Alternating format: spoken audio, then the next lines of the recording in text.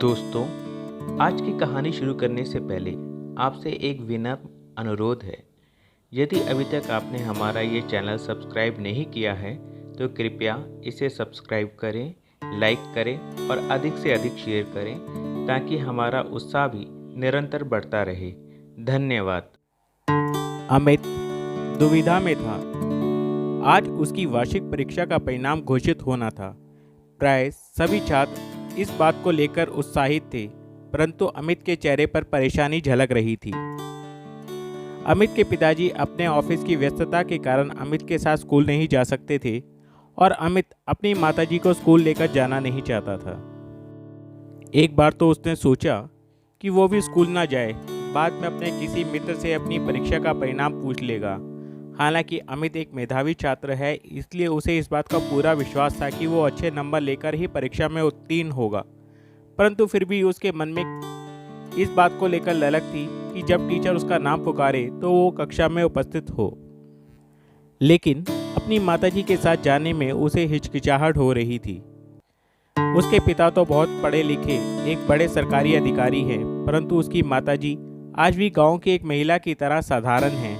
एक तो वो कम पढ़ी लिखी हैं, दूसरा शहर में रहने के बावजूद भी उन्होंने शहरी तौर तरीके नहीं सीखे। आज भी उसकी माताजी जब घर से बाहर निकलती तो सिर को पल्लू से ढक लेती। अमित को लगा उसकी माँ अगर उसके साथ स्कूल जाए और वहाँ अध्यापकों ने इंग्लिश में उसकी माँ से कुछ बात की और उसकी माँ उनकी बातों का जवाब नहीं दे पाई तो उसके दोस्त कहीं उसका मजाक ना उड़ाने लग जाए। ये सोचकर अमित अकेले ही स्कूल जाने के लिए तैयार होने लगा। अमित को तैयार होता देखकर अमित के पिताजी ने रसोई में कुछ काम कर रही उसकी माँ को आवाज देकर कहा, अरे अमित की माँ, तुम भी तैयार हो जाओ, अमित कब का नहाकर आ गया है। हाँ हाँ, बस आप लोगों के लिए नाश्ता तैयार कर रही थी, अब मैं भी झटपट तैयार हो जाती हूँ। अमित की माताजी थाली में नाश्ता परोसते हुए बोली, नहीं माँ, तुम घर में ही आराम करो, मैं अकेला ही स्कूल चला जाऊंगा। अमित ने उनकी बातचीत को बीच में काटते हुए कहा। अमित की ये बात सुनकर उसके पिताजी को कुछ अजीब सा लगा। कल तो तुम कह रहे थे कि स्कूल में माता पिता का जाना जरूरी है, अब क्या हुआ? उसके पिता ने उससे पूछा।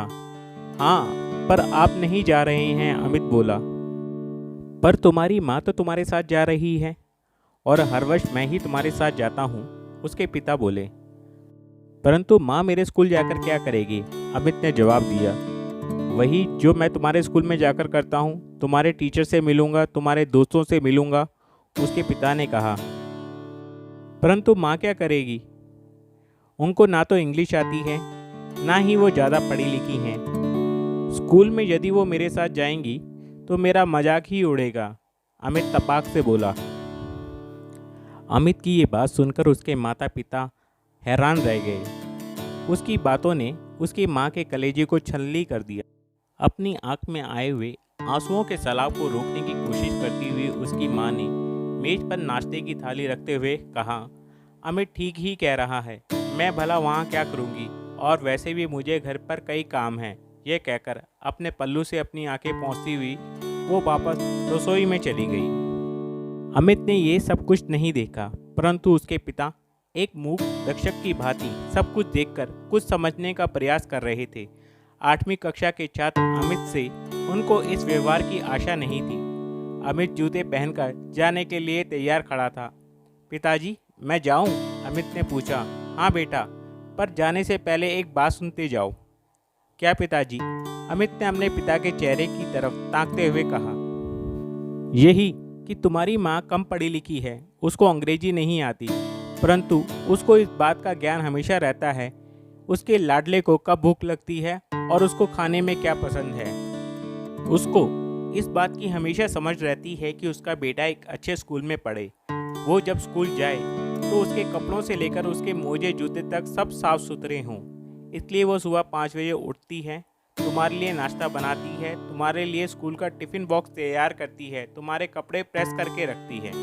तुम्हारे परीक्षा के दिनों में वो घर में टीवी या रेडियो नहीं चलाती ताकि तुम्हें कोई दिक्कत ना हो।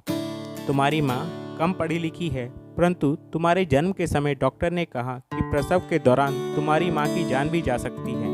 तो उसने एक पल भी सोचे बिना कह दिया कि मेरे बच्चे को बचाओ, मेरी चिंता मत करो। बचपन में अक्सर तुम बीमार रहते थे।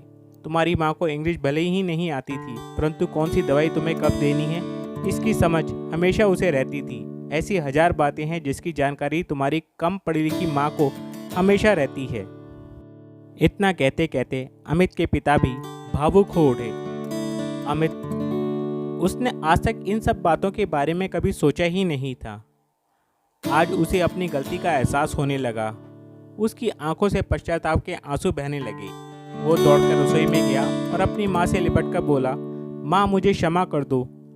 आप नहीं, मैं कम पढ़ा लिखा हूँ। आप जैसा बनने में तो मेरा पूरा जीवन भी लग जाए, तब भी शायद मैं आप जैसा नहीं बन पाऊँगा। पता नहीं मेरे मन में ये भ्रम कहाँ से उत्पन्न हो गया कि आपको इंग्लिश नहीं आती तो आपको कुछ नहीं आता। नहीं बेटे, रोते नहीं हैं, तू तो मेरा राजा बेटा है। माँ ने अमित को अपने सीने से लगा लिया।